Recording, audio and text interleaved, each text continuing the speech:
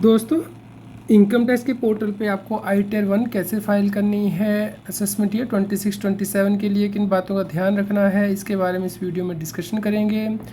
दोस्तों, regular update के लिए आप C S B Singh YouTube channel को सब्सक्राइब कर लें ताकि आपको टैक्स के रेगुलर अपडेट मिलते रहें और आप इनकम टैक्स की कॉम्प्लायंस कर पाएँ। दोस्तों, असेसमेंट ईयर 26-27 के लिए आई टियर 1 जो है वो फॉर्म रिलीज़ कर दिया गया है। तो कौन व्यक्ति हैं जो आई टियर 1 फाइल कर सकते हैं?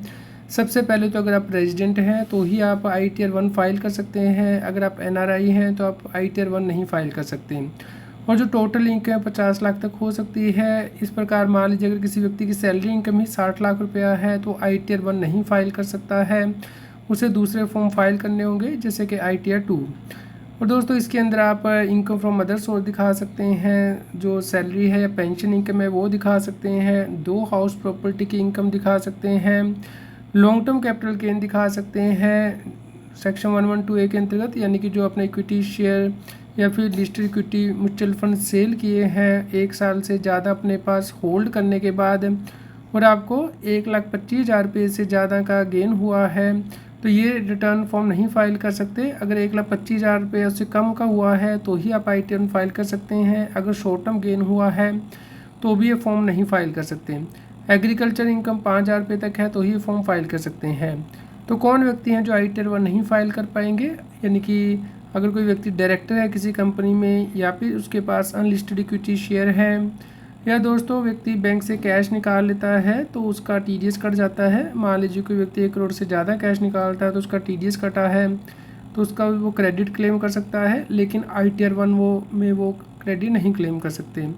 अगर एम्प्लॉय के पास एम्प्लॉय स्टॉक ऑप्शन स्कीम है या फिर टैक्स पेयर के पास कोई एसेट है जो कि आउटसाइड इंडिया है तो भी ये फॉर्म फाइल नहीं कर सकता है। अगर आपका लॉन्ग टर्म कैपिटल गेन 1,25,000 से ज़्यादा है या एग्रीकल्चर इनकम 5,000 से ज़्यादा है तो ये फॉर्म फाइल नहीं कर सकते। अगर किसी व्यक्ति के 2 से ज़्यादा हाउस प्रॉपर्टीज़ हैं तो भी ये फॉर्म फाइल नहीं कर सकते हैं। दोस्तों, अगर आपके बिजनेस या प्रोफेशन है तो भी फॉर्म नहीं फाइल कर सकते। आई टियर 3 आई टियर 4 आपको फाइल करना होता है। दोस्तों, इस बार के आई टियर 1 में सरकार ने कुछ बदलाव किए हैं, जैसे कि अब आप प्राइमरी और सेकेंडरी 2 प्रकार के एड्रेस दे पाएंगे। तो आप इंश्योर करें कि प्राइमरी आईडी में और सेकेंडरी आईडी में अपना ही आईडी डालें। बहुत बार देखा गया है कि कंसल्टेंट या टैक्स प्रोफेशनल अपना आईडी दे देते हैं, जिसकी वजह से कि टैक्स पेयर को कम्युनिकेशन नहीं मिल पाता है इनकम टैक्स डिपार्टमेंट से।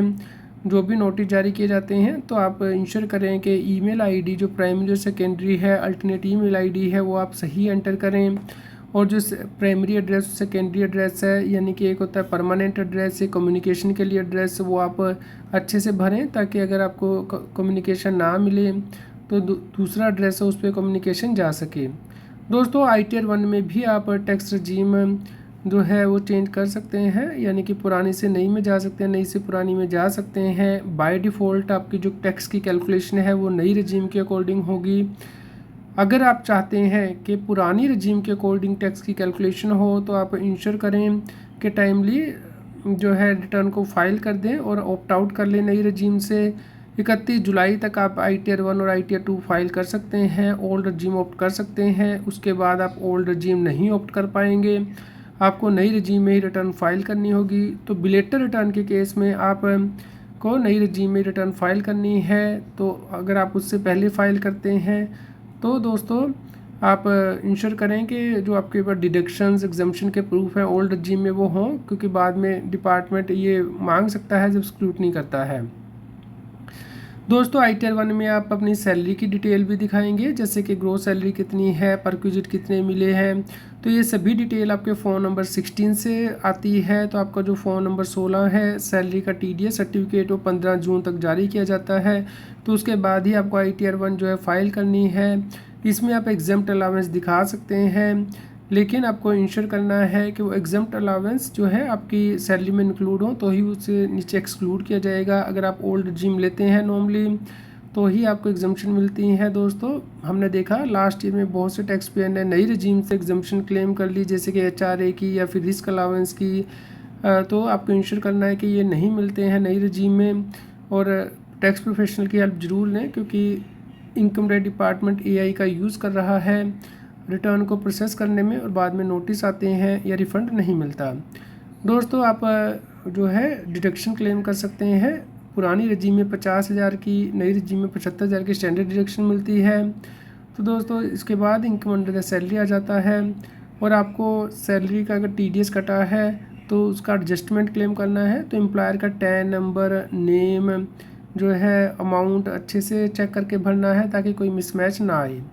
हाउस प्रॉपर्टी के केस में आप 2 हाउस प्रॉपर्टी ही दिखा पाएंगे ITR 1 में, और आप अगर जॉइंट ओनर हैं प्रॉपर्टी के तो दूसरे को ओनर की डिटेल भी आपको एंटर करनी है, जैसे कि उसका पैन नंबर, आधार नंबर। आपने प्रॉपर्टी सेल्फ ऑक्यूपाई की है, लेट आउट है या फिर डीम्ड लेट आउट है। मान लीजिए आपके एक घर जो है ऑक्यूपाई के एक रेंट पे दिया है, तो अकॉर्डिंगली आपको यहाँ पे सिलेक्ट करना है और टेनेंट की डिटेल आपको एंटर करनी है। अगर 50,000 रुपये पर मंथ से ज़्यादा का आपको रेंट मिलता है तो आपका टेनेंट TDS काट लेता है, तो उसके टैन नंबर भी आपको एंटर करना है। और इनकम कंप्यूटेशन एलिमेंट आपको चेक करना है, जैसे कि टैक्स पेड अपने लोकल अथॉरिटी को कितना किया, म्यूनसिपल अथॉरिटी को उसकी डिडक्शन मिल जाती है। अगर आप ओल्ड जिम लेते हैं तो जो आपने होम लोन लिया है उसके इंटरेस्ट की डिडक्शन मिलती है, तो नई रजीम में नॉर्मली नहीं मिलती है। और जो मैक्सिमम लॉस अलाउड है वो आप 2 लाख रुपए तक की कैरी फॉर्ड कर सकते हैं हाउस प्रॉपर्टी के अंदर, इस बात का ध्यान रखना है।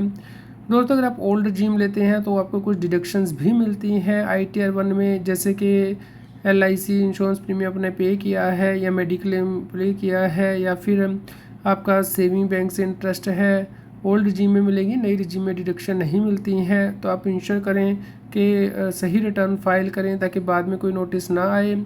दोस्तों ITR 1 को फाइल करने की डेडलाइन 31 जुलाई 26 है असेसमेंट ईयर 26-27 के लिए, और उसके बाद भी रिटर्न फाइल कर पाएंगे लेट फीस के साथ 31 दिसंबर 26 तक। और अगर कोई गलती होगी है तो रिवाइज़ कर सकते हैं आप 31 दिसंबर 26 तक बिना लेट फीस के, और 1 जनवरी से 31 मार्च के बीच में अगर रिवाइज़ करेंगे तो आपको लेट फीस पे करनी होगी। तो जो लेट फीस होगी वो होगी 1,000 रुपया अगर आपकी इनकम 5 लाख तक है, और 5,000 रुपया अगर आपकी इनकम 5 लाख रुपये से ज़्यादा है। तो ITR 1 जो है आप दोस्तों ऑनलाइन ही फाइल कर पाएंगे। अभी ऑनलाइन यूटिलिटी सरकार ने उपलब्ध नहीं कराई है, जैसे ही हो जाएंगी इसके बारे में भी हम आपको इन्फॉर्म करेंगे कि उसके द्वारा आप रिटर्न कैसे फाइल करेंगे। अभी जो पेपर फॉर्म में रिटर्न फाइल कर सकते हैं, लेकिन जिन व्यक्तियों की उम्र 80 साल या ज़्यादा है वो ITR 1 ITR 4 फिज़िकली डिपार्टमेंट के काउंटर पे जाके फ़ाइल कर सकते हैं। दोस्तों जब इनेबल हो जाएगी ITR 1 तो आपको इनकम टैक्स के पोर्टल पे लॉगिन करना है। फाइल में जाके इनकम टैक्स रिटर्न में जाके असेसमेंट ईयर 26-27 चूज़ करेंगे तो आप ITR फाइल कर सकते हैं। ITR 1 चूज़ करके ऑनलाइन प्रिपेयर कर सकते हैं या फिर ऑफलाइन यूटिलिटी के द्वारा रिटर्न फाइल कर सकते हैं। तो तब तक आप इंश्योर करें कि आपका पैन आधार से लिंक हो। और दोस्तों जो इम्पोर्टेंट टर्म्स यूज़ की गई हैं ITR 1 में वो मैंने यहाँ पे दे दी हैं। अगर आपको कोई भी क्वेश्चन हो तो आप हमें कमेंट कर सकते हैं। ये जो आर्टिकल है इसका लिंक भी मैंने नीचे दे दिया है ताकि आप इसे रेफ़र कर पाएँ और अपने नोट्स जो है बना पाएँ।